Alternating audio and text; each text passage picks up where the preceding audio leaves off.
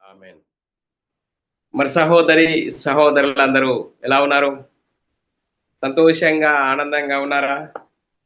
మీరందరూ సంతోషంగా, ఆనందంగా ఉన్నారని నమ్ముచున్నాను.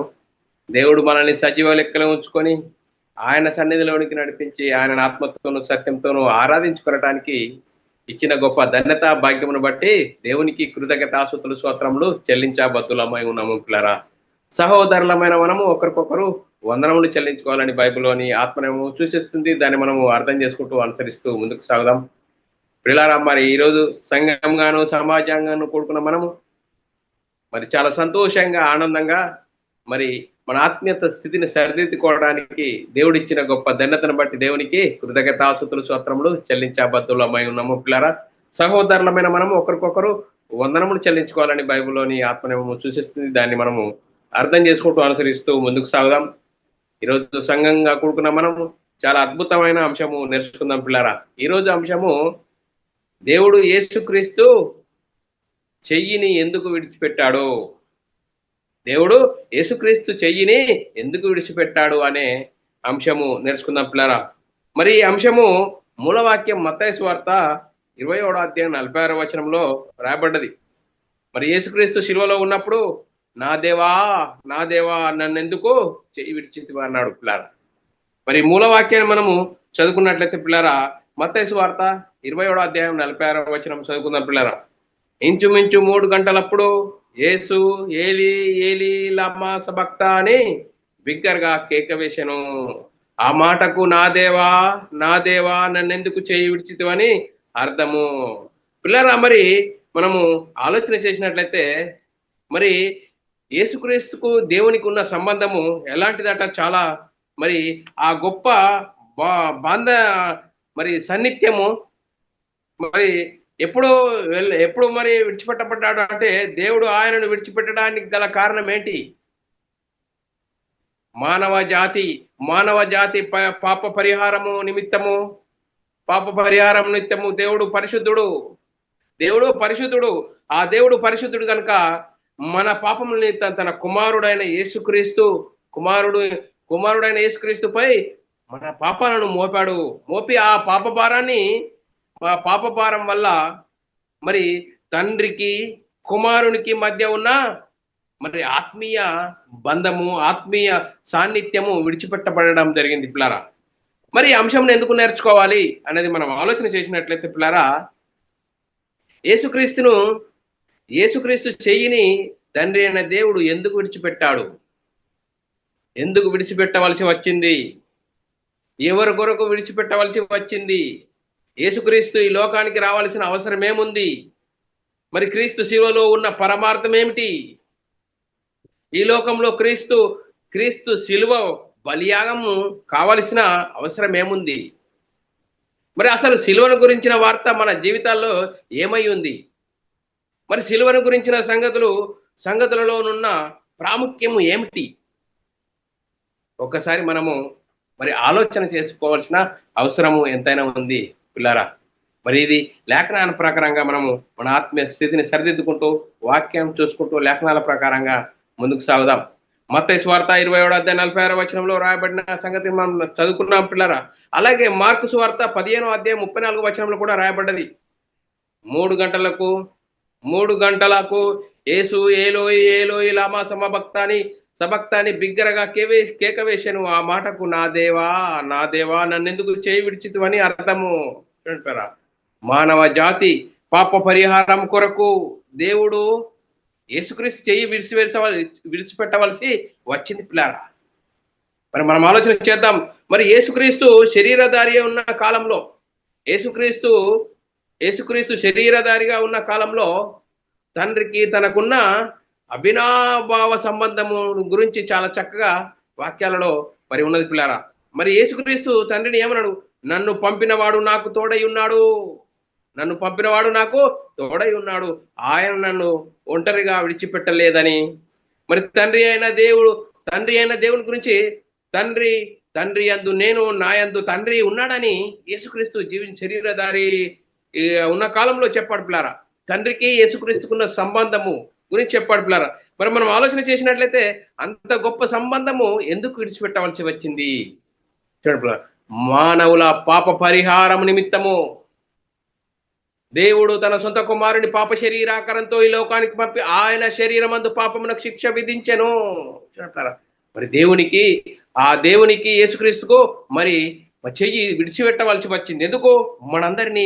మనందరి పాపాలను తీసివేయడానికి, మనందరిని ప్రక్షాళన చేయడానికి, మనందరిని పరిశుద్ధులు చేయడానికి, మనందరిని పరలోకంలో ఉన్న కన్న తండ్రి యొద్దకు తీసుకెళ్ళడానికి మరి యేసుక్రీస్తు, మరి తండ్రి అయిన దేవుడు యేసుక్రీస్తు చెయ్యి విడిచిపెట్టవలసి వచ్చింది పిల్లరా. మనం ఆలోచన చేస్తే పిల్లరా, మరి పరిశుద్ధుడైన దేవుడు మన పాపాలను తన కుమారుని వైపు మోపి ఆ పాప భారం వల్ల తండ్రికి కుమారునికి ఉన్న తాత్కాలిక ఆత్మీయ అనుబంధము లేదా సాన్నిధ్యము ఎడబాటు జరిగింది. అవును పిల్లారా, మన పాపాలన్నిటి దేవుడు యేసుక్రీస్తుపై మోపాడు. మొదటి పేతురు రాసిన పత్రిక 2వ అధ్యాయం 24వ వచనంలో రాయబడ్డది, మన పాపముల విషయమై చనిపోయి నీతి విషయమై జీవించినట్లు ఆయనే తన శరీరమందు మన పాపములను మాను మీద మోసుకొనెను, ఆయన పొందిన గాయముల చేత మీరు స్వస్థత పొందిదిరని లేఖనాల్లో రాయబడ్డది పిల్లారా.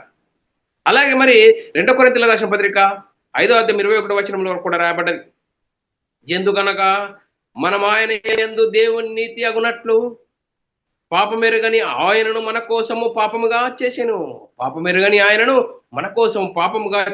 చూడండి పిల్లరా, మానవుల పాప క్షమాపణ కొరకు మరి మానవుల పాప క్షమాపణ నిత్య జీవము అనుగ్రహించడానికి దేవుడు యేసుక్రీస్తు చేయి విడిచిపెట్టవలసి వచ్చింది.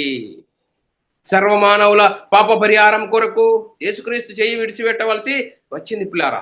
మరి దేవుడు తన ప్రవక్తల ద్వారా ముందుగానే తెలియజేశాడు. ఏమని చేశాడు? చూడండి పిల్లరా, ప్రవక్త అయిన దావీదు ద్వారా 1000 సంవత్సరాల ముందే తెలియజేసిన ఆ ప్రవచనం నెరవేర్పుగా దేవుడు యేసుక్రీస్తు చెయ్యిని విడిచిపెట్టవలసి వచ్చింది. చూడండి పిల్లారా, లేఖనాల్లో రాయబడ్డది, కీర్తనలు 22వ అధ్యాయం 1వ వచనంలో లేఖనాల్లో రాయబడ్డది, నా దేవా నీవు నన్నేలా విడనాడితివి, నన్ను రక్షింపక నా అర్థధ్వాని వినక నీవేలా దూరంగా ఉన్నావు, నువ్వేలా నాకు దూరంగా ఉన్నావు అని కీర్తనల గ్రంథంలో రాయబడ్డది.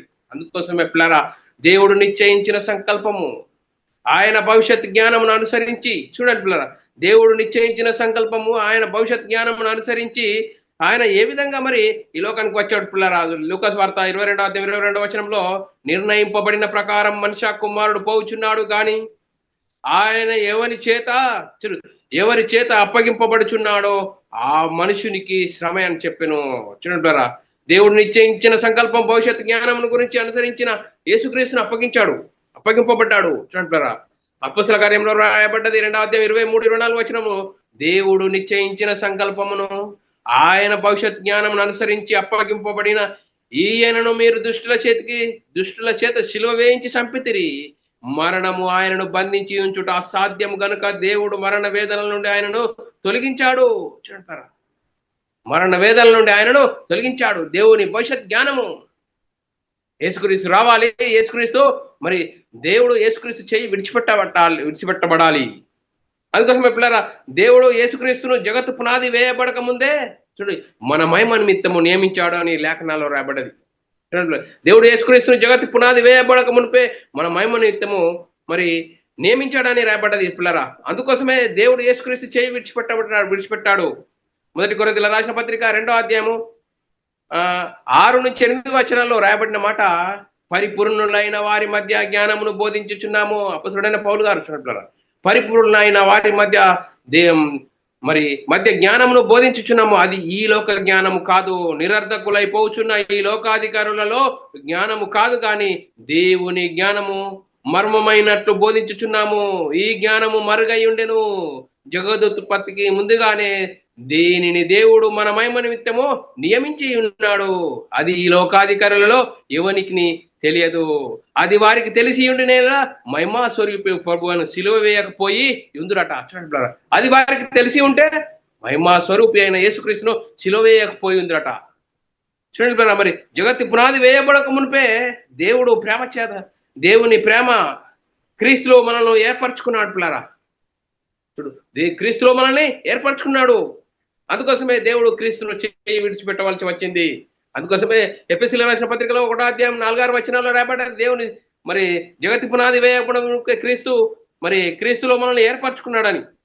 మరి మనం ఆలోచన చేసినట్లయితే పిల్లరా, ఆయన జగత్ పునాది వేయబడక మునుపే నియమించాడు. అందుకోసమే దేవుడు యేసుక్రీస్తును చేయి విడిచాడు. మరి పెద్ద రాసిన పత్రిక 1వ అధ్యాయం 20వ వచనంలో ఆయన జగత్తి పునాది వేయబడక మునుపే నియమింపబడిన గాని తన్ను మృతులలో నుండి లేపిన తనకు మహిమనిచ్చు దేవుని ఎడల తన ద్వారా విశ్వాసులైన మీ నిమిత్తము కడవరి కాలమందు ఆయన ప్రత్యక్షపరచబడును కాగా మీ విశ్వాసము నిరీక్షణయు దేవుని యందు దాచబడి ఉన్నది.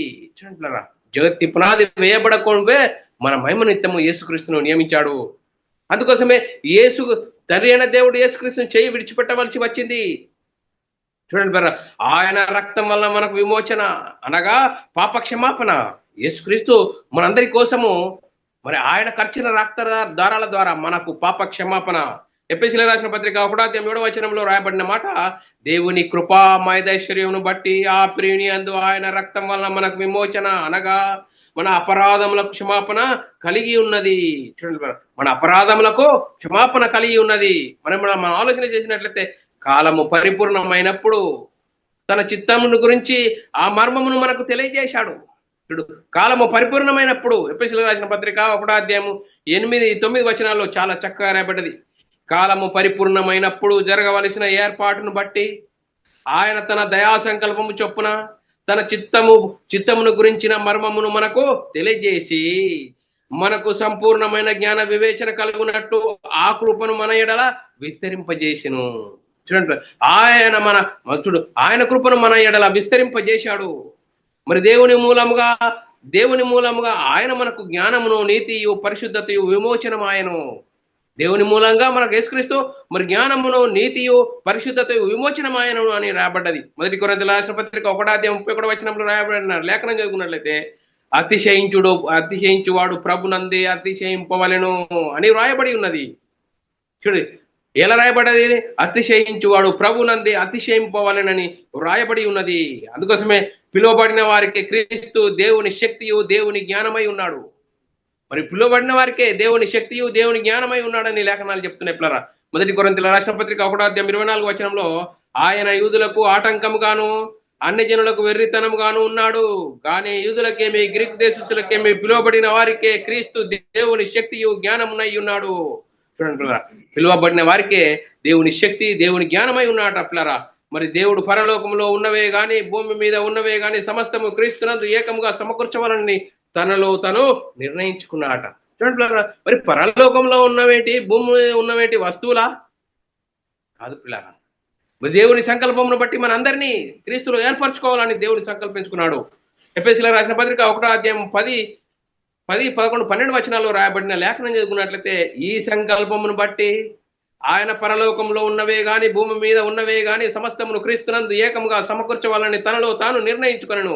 మరియు క్రీస్తునందు ముందుగా నిరీక్షించిన మనము తన మహిమకు కీర్తి కలుగజేయవలనని దేవుడు తన చిత్త ప్రకారం సంకల్పమును బట్టి ముందుగా నిర్ణయించి ఆయన యందు స్వాస్థ్యంగా ఏర్పరచుకొనెను. ఆయన తన చిత్తానుసారంగా చేసిన నిర్ణయం చొప్పున సమస్త కార్యములో జరిగించుచున్నాడు. చూడండి బ్రదర్, మరి మనం ఆలోచన చేయాలి. మరి సిలువను గురించిన వార్త మరి దేవుని శక్తి. సిలువను గురించిన వార్త రక్షింపబడుచున్న వారికి దేవుని శక్తి అట పిల్లరా. 1 కొరింథీయులకు రాసిన పత్రిక 1వ అధ్యాయం 18వ వచనంలో రాయబడ్డది. సిలువను గురించిన వార్తలో ఏముంది? దేవుని శక్తి ఉంది. ఆ దేవుని శక్తి ఏం చెప్తుంది? నేను మనమై ఉన్న ఆత్మను రక్షింపజేస్తుందని లేఖనాలు చెప్తున్నాయి పిల్లరా. 1 కొరింథీయులకు రాసిన పత్రిక 1వ అధ్యాయం 18వ వచనంలో సిలువను గురించిన వార్త నశించుచున్న వారికి వెర్రితనము గాని. చూడండి, ఈరోజు శిలువను గురించిన వార్త చెప్తే నశించుచున్న వారికి వెర్రితనముగా కనబడుతున్నది. గాని రక్షింపబడుచున్న మనకు దేవుని శక్తి, రక్షింపబడుచున్న మనకు దేవుని శక్తి అని లేఖనాల్లో రాయబడ్డది పిల్లరా. మరి యేసుక్రీస్తు మనుషుని పోలికగా పుట్టి దాసుని స్వరూపం ధరించుకొని తను తాను రిక్తునిగా చేసుకొని వచ్చాడు. మరి అంతకుముందు ఎక్కడున్నాడు?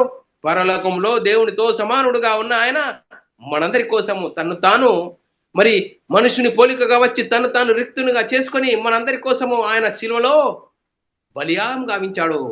చూడండి ప్రియులారా, ఫిలిప్పీయులకు రాసిన పత్రిక 2వ అధ్యాయం 6-7 వచనాల్లో రాయబడిన మాట, ఆయన దేవుని స్వరూపము కలిగిన వాడై ఉండి దేవునితో సమానముగా ఉండుట విడిచిపెట్టకూడని భాగ్యం అని ఎంచుకొనలేదు గాని మనుషుల పోలికగా పుట్టి దాసుని స్వరూపము ధరించుకొని తను తాను రిక్తునిగా చేసుకొనెను. చూడండి ప్రియులారా, ఆయన ఆకారమందు మనుషుడిగా కనబడి మరణము పొందినంతగా అనగా శిలువ మరణం పొందినంతగా విధేయత చూపిన వాడై అని ఫిలిప్పీయులకు రాసిన పత్రిక 2వ అధ్యాయం 8వ వచనంలో రాయబడ్డాయి. ప్రియులారా, ఆయన ధనవంతుడై ఉండి మీరు తన దరిద్రం వల్ల ధనవంతులు కావాలనని. చూడండి ప్రియులారా, 2 కొరింథీయులకు రాసిన పత్రిక 8వ అధ్యాయము 9వ వచనంలో రాయబడ్డది, మీరు మన ప్రభు అయిన యేసుక్రీస్తు కృపను ఎరుగుదురు కదా, ఆయన ధనవంతుడై ఉండి మీరు తన దారిద్ర్యం వల్ల ధనవంతులు కావాలని మీ నిమిత్తము దరిద్రుడాయను. చూడండి ప్రియులారా, మనంతము ఆయన తను తాను రిక్తునిగా చేసుకుని శిలువలో బలియాగం గావించడం జరిగింది. ప్రియులారా, చూడండి ప్రియులారా, దేవుడు మనల్ని ప్రేమించి మన పాపములకు ప్రాయశ్చిత్తమై ఉండుటకు తన కుమారుని పంపెను. ఇందులో ప్రేమ ఉన్నది. చూడండి ప్రియులారా, ఎంత గొప్ప భాగ్యము. చూడండి ప్రియులారా, మనల్ని ఎక్కువ ప్రేమించాడా? మరి యేసుక్రీస్తుని ఎక్కువ ప్రేమించాడంటే మనల్నే ఎక్కువ ప్రేమించాడని లేఖనాలు చెప్తున్నాయి. ప్రియులారా, మరి మనం ఆలోచన చేద్దాం. మరి ప్రియులారా, మరి రోమీయులకు రాసిన పత్రిక 8వ అధ్యాయం 3-4 వచనాల్లో రాయబడ్డది, శరీరమును అనుసరింపక ఆత్మను అనుసరించి నడుచుకొని మన యందు ధర్మశాస్త్ర సంబంధమైన నీతి విధిని నెరవేర్చబడవాలని పాప పరిహారం నిమిత్తము దేవుడు తన సొంత కుమారుని పాప శరీరాకారంతో పంపి ఆయన శరీరమందు పాపమునకు శిక్ష విధించేను. చూడండి, చూడు, మనము దేవుని ప్రేమించితేమని కాదు, తానే మనల్ని ప్రేమించాడట. ప్రియులారా, యోహాను సువార్త 4వ అధ్యాయం 10వ వచనంలో రాయబడ్డది. 1వ యోహాను రాసిన పత్రిక 4వ అధ్యాయం 10వ వచనము, మనము దేవుణ్ణి ప్రేమించితేమని కాదు, తానే మనల్ని ప్రేమించి మన పాపముల ప్రాయశ్చిత్తమై ఉండుటకు తన కుమారుణ్ణి పంపెను. ఇందులో ప్రేమ ఉన్నది. చూడండి, ఇందులో ప్రేమ ఉంది. చూడండి, దేవుడు వారి అపరాధములను వారి మీద మోపక క్రీస్తునందు లోకమును తనతో సమాధాన పరుచుకున్నది దేవుని ఇష్టపడ్డాడట. ప్రియులారా, 2 కొరింథీయులకు రాసిన పత్రిక 5వ అధ్యాయం 19వ వచనము, అదేమనగా దేవుడు వారి అపరాధములను వారి మీద మోపక క్రీస్తునందు లోకమును తనతో సమాధాన పరుచుకున్న వాళ్ళని ఆ సమాధాన వాక్యం మాకు అప్పగించెను. చూడండి, ఆ సమాధాన వాక్యమే మీకు సువార్తను ప్రకటించుచున్నామని అపోస్తలుడైన పౌలు గారు చెప్తున్నాడు. ప్రియులారా, మరి దేవుడు మన పక్షం ఉండగా మనకు విరోధి ఎవడు? దేవుడు మన పక్షం ఉండగా మనకు విరోధి ఎవడు? రోమీయులకు రాసిన పత్రిక 8వ అధ్యాయం 31-32 వచనాల్లో రాయబడ్డది, ఇట్లుండగా ఏమందుము, దేవుడు మన పక్షం ఉండగా మనకు విరోధి ఎవడు? తన సొంత కుమారుణ్ణి అనుగ్రహించుటకు వెనుక తీయక మనందరి కొరకు ఆయనను అప్పగించిన వాడు ఆయనతో పాటు సమస్తమును మనకెందుకు అనుగ్రహించాడు? చూడండి, మనందరి కోసము ఆయన సొంత కుమారుని అప్పగించాడు. ఆయనతో పాటు మనకు సమస్తం మనకు ఎందుకు ఇస్తాడు? కానీ మనలో ఎలాంటి పరిస్థితిలో ఉన్నాం మనం? మరి యేసుక్రీస్తు ఎవరని నమ్ముకుంటున్నావు? యేసుక్రీస్తు దేవుని కుమారుడు, యేసుక్రీస్తు ప్రభువు. తండ్రి అయిన దేవుడు యేసుక్రీస్తుని చేయి విడిచిపెట్టాడు. ఎందుకు విడిచిపెట్టాడు? మనందరి పాపాలను ప్రక్షాళన చేయడానికి, మనందరినీ నీతిమంతులు చేయడానికి, మనందరినీ పరలోకంలో ఉన్న కన్న తండ్రి దగ్గర తీసుకెళ్ళడానికి యేసుక్రీస్తు మరి ఈ లోకానికి వచ్చాడు. అందుకోసమే తండ్రి అయిన దేవుడు యేసుక్రీస్తుని చేయి విడిచిపెట్టాడు. దేవుడు మన ఇళ్ళ తన ప్రేమను వెల్లడిపరిచాడు. ఎప్పుడు వెల్లడిపరిచాడు? రోమీయులకు రాసిన పత్రికలో రాయబడ్డది. పిల్లరా, మరి రోమీయులకు రాసిన పత్రిక, అయితే దేవుడు మన ఇళ్ళ తన ప్రేమను వెల్లడిపరిచి ఉన్నాడు. ఎట్లనగా మనం ఇంకను పాపులమై ఉండగా క్రీస్తు మన కొరకు చనిపోయాను. అందుకోసమే దేవుడు లోకమును ఎంతో ప్రేమించాడట. ఎంత ప్రేమించాడండి? లేఖనాల్లో రాయబడ్డది. యోహాను సువార్త 3వ అధ్యాయం 16-17 వచనంలో రాయబడ్డది, దేవుడు లోకమును ఎంతో ప్రేమించెను కాగా ఆయన తన అద్వితీయ కుమారుడిగా పుట్టిన వాని యందు విశ్వాసం ఉంచువాడు ప్రతి వాడు నశింపక నిత్య జీవం పొందినట్లు ఆయనను మనకు అనుగ్రహించెను. లోకం తన కుమారుని ద్వారా రక్షణ పొందుటకే గాని లోకమునకు తీర్పు తీర్చుటకు దేవుడు ఆయనను లోకమునకు పంపలేదు. చూడంటారా, లోకాన్ని యేసుక్రీస్తుని ఎందుకు పంపాడట?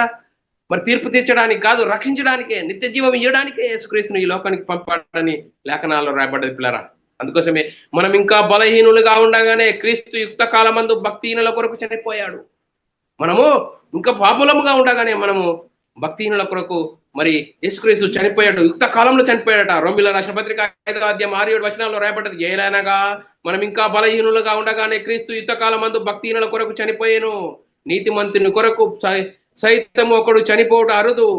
మంచివాని కొరకు ఎవడైనాను ఒకవేళ చనిపోగా తెగింపవచ్చును.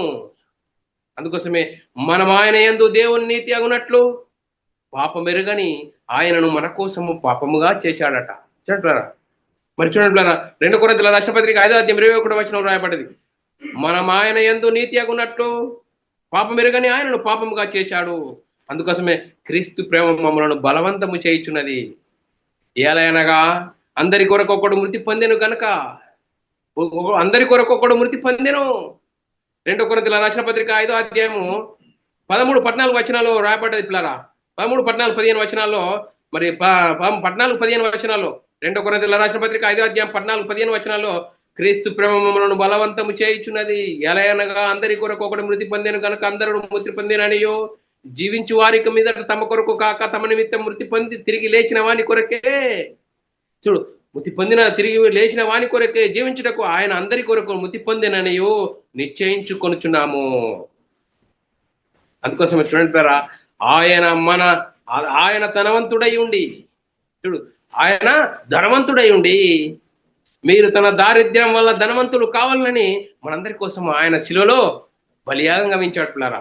2 కొరింథీయుల రాసిన పత్రిక 2 కొరింథీయుల రాసిన పత్రిక 8వ అధ్యాయం 9వ వచనంలో రాయబడ్డది పిల్లారా.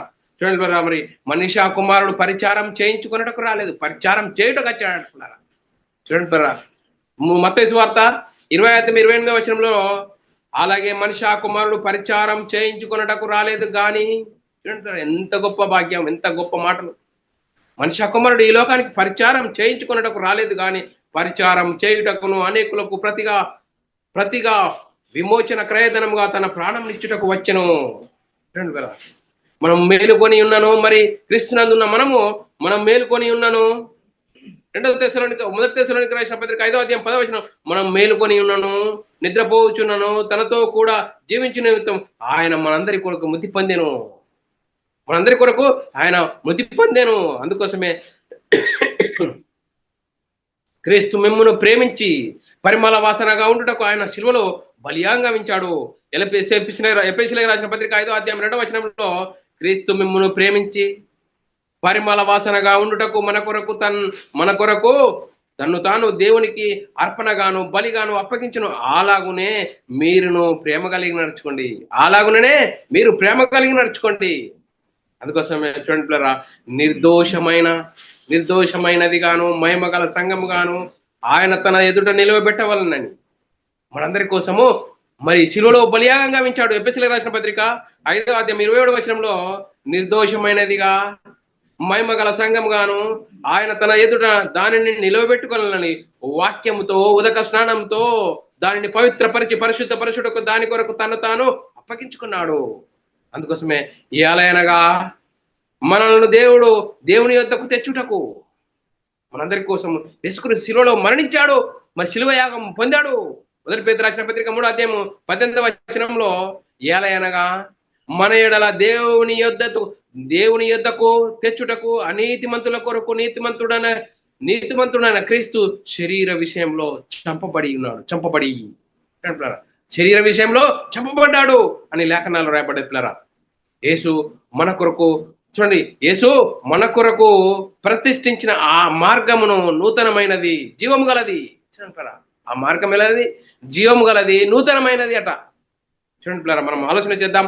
ఎబ్రేయులకు రాసిన పత్రిక 10వ అధ్యాయం 19వ వచనం, సహోదరులారా, యేసు మన కొరకు ప్రతిష్ఠించిన మార్గము అనగా నూతనమైనదియు జీవము గలదియు ఆయన శరీరమును తెర ద్వారా ఏర్పరచబడినది మార్గము.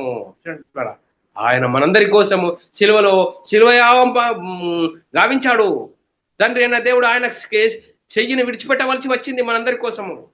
దేవుని కృప వలన ఆయన ప్రతి మనుష్యుని కొరకు మరణం అనుభవించినట్లు అని రాయబడ్డది.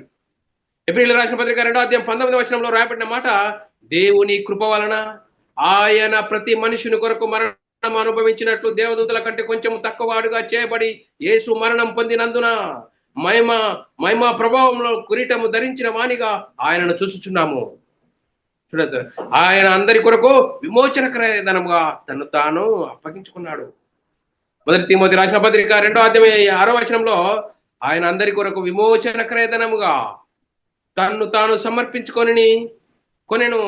దీనిని గురించి సాక్ష్యము యుక్త కాలమందు ఇయ్యబడిన. చూడండి, యుక్త కాలమందు యేసుక్రీస్తు మనందరి కోసము సిలువలో బలియాగం గావించాడు. తండ్రి అయిన దేవుడు ఆయన చేయిని విడిచిపెట్టవలసి వచ్చింది. అందుకోసమే పిల్లారా, సంఘము ఆయన శరీరం కొరకు క్రీస్తు పడిన పాటలలో కొదువైన వాటి యందు నా వంతు నా శరీరం అందు వహించుకొనిచున్నాను అపొస్తలుడైన పౌలు గారు అంటున్న పిల్లారా. కొలస్సీయులకు రాసిన పత్రిక 1వ అధ్యాయం 24వ వచనంలో, ఇప్పుడు మీ కొరకు నేను అనుభవించుచున్న శ్రమల యందు సంతోషించుచు సంఘము ఆయన శరీరం కొరకు క్రీస్తు పడిన పాటల్లో కొదువైన వాటి యందు నా వంతు నా శరీరం అందు సంపూర్ణం చేయించున్నాను. మరి మనమంతా వచ్చింది, మనం ఏం చేద్దాం? మనం క్రీస్తు మహిమను ధరించుకున్న మనము ఆ మహిమను గురించి, యేసుక్రీస్తు మరణ సమాధి పునరుద్ధానం గురించి సువార్తను ప్రకటించాలి. ఆ సువార్తలో ఉంది దేవుని శక్తి. ఆ దేవుని శక్తి ఏం చెప్తుంది? నేను మనమై ఉన్న ఆత్మను రక్షింపజేసే శక్తి ఉంది శిలువలో. అందరి కొరకు ఒకడు మృతి పొందెను. మనందరి కోసం యేసుక్రీస్తు శిలువలో బలియాగం గావించాడు. తండ్రి అయిన దేవుడు ఆయన స్త్రీని విడిచిపెట్టవలసి వచ్చింది. 2 కొరింథీయులకు రాసిన పత్రిక 14-15 వచనాల్లో రాయబడ్డది, క్రీస్తు ప్రేమ మమ్మలను బలవంతము చేయుచున్నది. ఎందుకు బలవంతం చేయుచున్నది? చూడు, బలవంతం చేయుచున్నది ఏలయనగా అందరి కొరకు ఒకడు మృతి పొందెను గనక అందరూ మృతి పొందిరనియో, జీవించు వారు ఇక మీదట తమ కొరకు కాక తమ నిమిత్తం మృతి పొంది తిరిగి లేచిన వాని కొరకు జీవించుటకు ఆయన అందరి కొరకు మృతి పొందినని నిశ్చయించుకొనుచున్నాము. మరి మనందరి కోసము యేసుక్రీస్తు శిలువలో బలియాగం గావించాడు. మనందరి పాపాలను తీసివేయడానికి, మనందరి పరిశుద్ధులు చేయడానికి, మనందరి పరలోకంలో ఉన్న కన్న తండ్రి దగ్గర తీసుకెళ్ళడానికి తండ్రి అయిన దేవుడు యేసుక్రీస్తు చేయి విడిచిపెట్టవలసి వచ్చింది. పిల్లరా, మనం ఎలాంటి పరిస్థితిలో ఉన్నాం? ఇంకా మనం ఎలాంటి పరిస్థితిలో ఉన్నాం? ఆయనను మీరు దానిని త్రోసివేసి మిమ్మల్ని మీరే నిత్య జీవానికి అపాత్రులుగా చేయుచున్నారు. మరి సువార్తను వింటున్న మీరు సువార్త ప్రకారంగా, సువార్తకు లోబడి, ఆత్మనియమంకు లోబడి, పరిశుద్ధులకు ఒక్కొక్కసారి అప్పగింపబడిన బోధ నిమిత్తము పోరాడుచున్నామా? ఆత్మనియమం అనుసరించి జీవిస్తున్నామా? అపొస్తలులు ప్రవక్తలు వేసిన పునాది మీద కట్టబడ్డామా?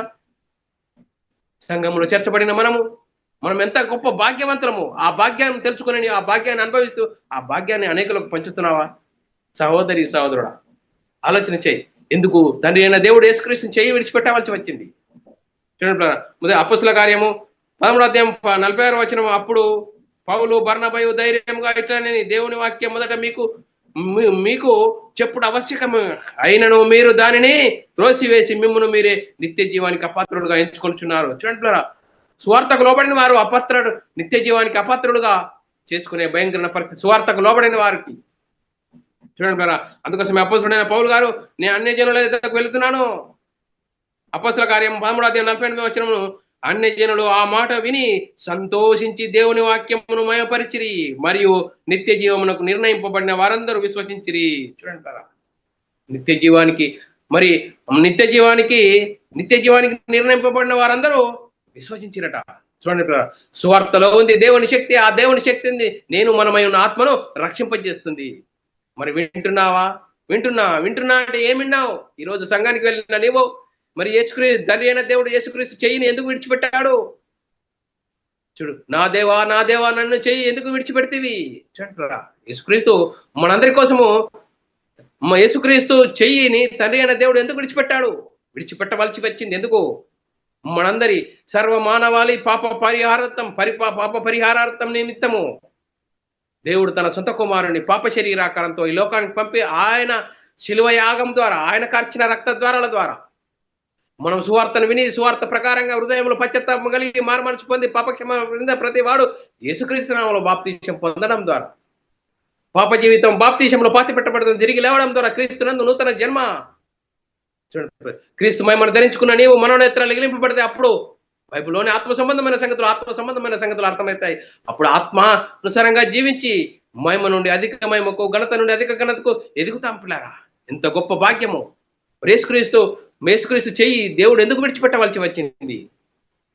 సర్వమానవాళి పాప పరిహార నిమిత్తము, మనందరి పాపాలను తీసివేయడానికి, మనందరిని ప్రక్షాళన చేయడానికి, మనందరిని పరలోకంలో కన్న తండ్రి యొద్దకు తీసుకెళ్ళడానికి యేసుక్రీస్తు ఈ లోకానికి వచ్చి శిలువలో శిలువయాగం గావించాడు, మరణించాడు, సమాధి చేయబడ్డాడు. మూడో రోజున తిరిగి లేచి పరలోకానికి వెళ్ళి పరలోకంలో పరిశుద్ధాత్మను పంపిస్తే ఆ పరిశుద్ధాత్మ పొందుకున్న 12 మంది యేసుక్రీస్తు మరణ సమాధి పునరుద్ధానం గురించి సువార్తను ప్రకటించారు. సువార్తలో ఉంది దేవుని శక్తి. ఆ దేవుని శక్తి అని చెప్తుంది నేను మనమై ఉన్న ఆత్మను రక్షింపజేస్తుంది. మరి ఆ సువార్తను విని ఆ సువార్త ప్రకారంగా వింటున్నామంటే వింటున్నామన్నట్లుగా ఉండకుండా మరి సాతాను మరి శరీరాశ, నేత్రాశ, జీవ డమ్మాన్ని చూపెడతాడు. నువ్వే క్రైస్తవుడు, నీకు తప్ప పరలోకం ఎవరికి లేదని నిన్ను భ్రమలో నడిపిస్తున్నట్టేమో ఒక్కసారి ఆలోచన చేయి. శరీరాశ, నేత్రాశ, జీవోపడమ్మాన్ని చూపిస్తాడు. వాటి వల్ల నువ్వు పెడుతున్నావా? వాడి భ్రమలో నువ్వు నడుస్తున్నావా? వాడికి సిద్ధపరిచిన నరకం తప్పదు. లేదు, వాడి నుంచి తప్పించుకుంటావా? యేసుక్రీస్తు మనందరి కోసము ఎందుకు ఈ లోకానికి ఎందుకు వచ్చాడు? మనందరిని పరలోకంలో కన్నతెరేదకు తీసుకెళ్ళడానికి. యేసుక్రీస్తు శిలువలో ఎందుకు శిలువయాగం పొందాడు? మనందరినీ పరిశుద్ధులకు చేయడానికి, మనందరినీ పరలోకంలో తీసుకెళ్ళడానికి. అందుకోసమే ఆ గొప్ప భాగ్యాన్ని మనము విని అర్థం చేసుకొని నిత్య జీవాన్ని స్వతంత్రించుకుందాం. ఇంత గొప్ప భాగ్యం అనుగ్రహించిన దేవునికి కృతజ్ఞతాస్తుతులు, స్తోత్రాలు చెల్లించ బద్దులమై ఉన్న పిల్లరా. మరి ఈ రోజు పిల్లరా, మరి యేసుక్రీస్తు తండ్రి అయిన దేవుడు యేసుక్రీస్తు చేయని ఎందుకు విడిచిపెట్టాడు? చూడండి పిల్లరా, మరి ఆ లాస్ట్ మంచి వచనం చదువుకొని మనం ముగిద్దాం పిల్లరా. మత్తయి సువార్త 27వ అధ్యాయము, మత్తయి సువార్త 27వ అధ్యాయం 46వ వచనం. ఇంచుమించు 3 గంటలప్పుడు యేసుక్రీస్తు ఏలి ఏలి లామా సబక్త అని బిగ్గరగా కేక వేసిన. ఆ మాటకు నా దేవా నన్నెందుకు చేయి విడిచితివని అర్థము. చూడండి, యేసుక్రీస్తు శిలువలో పలికిన ఆ మాటల్లో ఉన్న ఆంతర్యం ఏంటి తెలుసుకున్నాం పిల్లరా. దాన్ని విని అర్థం చేసుకొని మనమందరము దేవునికి మహిమ తెచ్చేవారంగాను, ఘనత తెచ్చేవారంగా ఉంటూ ముందుకు సాగుదాం. ఇంతవరకు చెప్పబడిన లేఖనం ప్రతి ఒక్కరి హృదయంలో నీరు గట్టి ఫలింపజేయను గాక.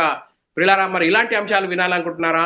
BW అకాడమీ ఛానల్ సబ్స్క్రైబ్ చేసుకోండి. అలాగే యునైటెడ్ బైబిల్ అకాడమీ మరి సబ్స్క్రైబ్ చేసుకోండి. మీరు వినండి, అనేకులకు షేర్ చేయండి. మరి దేవుని కృపలో మనమందరము ముందుకు సాగుతూ దేవునికి మహిమ తెచ్చేవారంగాను, ఘనత తెచ్చేవారంగా ఉంటూ ముందుకు సాగుదాం. అందరికీ వందనములు, దేవునికి స్తోత్రాలు.